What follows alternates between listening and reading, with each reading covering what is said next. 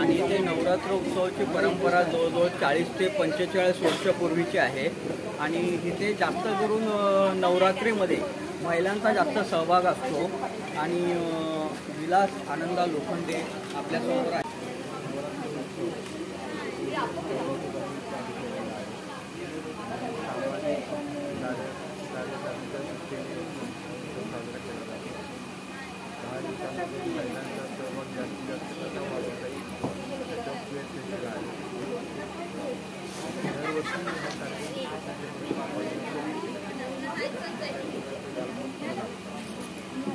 यंदाचं कितवं वर्ष आहे?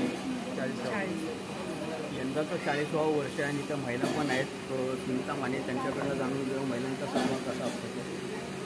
यावर्षी आम्ही म्हणजे मी तर पहिल्या यावर्षी सगळ्या महिलांमध्ये हातात ठेवलेला आहे मंडळ आणि आम्ही त्याच्या अध्यक्ष आहे म्हणजे या वर्षाची.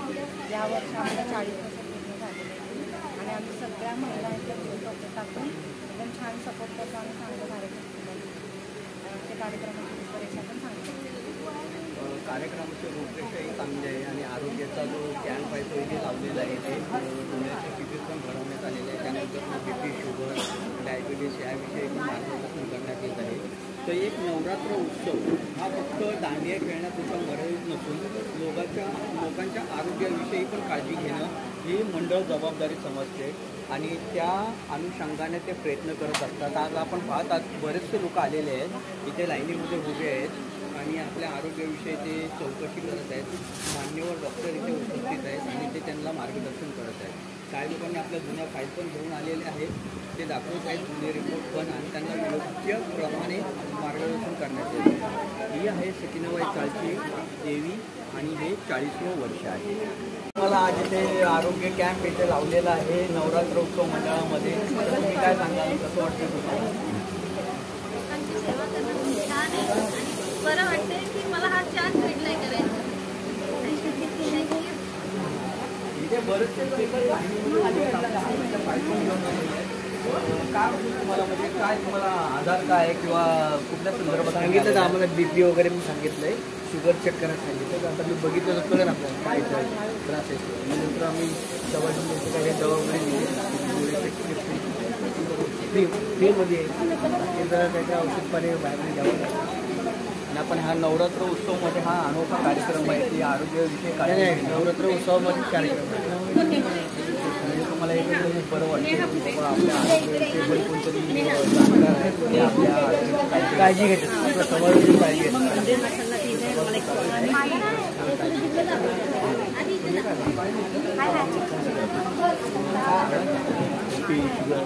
मग ते चेक करणार तुम्ही. तर मग आता आपण काय जे स्थानिक आहेत तिथले त्यांच्या पण भावना जाणून घेतलेल्या आहेत आणि त्यांना विचारलं. ते सांगतात की बाबा एक नवरात्र आहे ते नवरात्र उत्सवच नाही परंतु आरोग्याविषयी पण जागरूक राहून आमची ते काळजी घेतात. त्यामुळे आम्हाला नवरात्रीमध्ये सहभाग घेण्यासाठी खूप आम्ही उत्सुक असतो. का तर 9 दिवस जो कार्यक्रम चालतो त्या 9 दिवसामध्ये फक्त दांडियाच नाही तर आरोग्याविषयी जो कॅम्प घेतला जातो त्यामधनं आमच्या आरोग्याची सेवा केली जाते. त्यानंतरनं जे मुलं आहेत लहान मुलं आहेत त्यांच्यासाठी ज्या स्पर्धा असतात त्या स्पर्धा घेतल्या जातात. चित्रकला स्पर्धा असतात, त्यानंतर चमचागोटी स्पर्धा असतात.